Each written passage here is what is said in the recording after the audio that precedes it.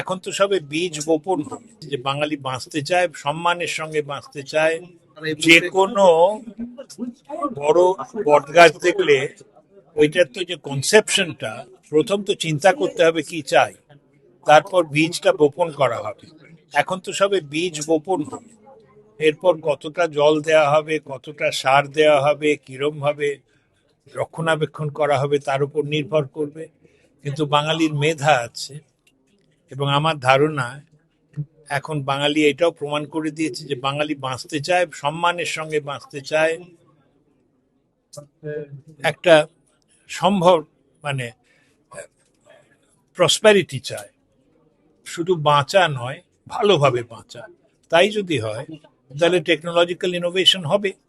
বাঙালি এইটি তো জাত, এখানেই তো জগদীশচন্দ্র বোস, প্রফুল্লচন্দ্র রায়, মেঘনাথ সাহা, সত্যেন বোস তো এইখান থেকেই তৈরি হয়েছে। তারই তো আমরা প্রজন্ম, নতুন প্রজন্ম।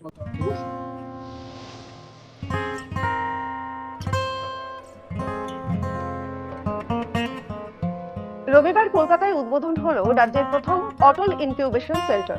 নীতি আয়োগের অটল ইনোভেশন মিশনের সহায়তায় গড়ে ওঠা এই কেন্দ্রের লক্ষ্য আগামী 5 বছরে 500রও বেশি স্টার্টআপকে পরামর্শ, পরিকাঠামো, বিনিয়োগের সুযোগ এবং শিল্পক্ষেত্রের সঙ্গে সংযোগের মাধ্যমে বড় করে তোলা।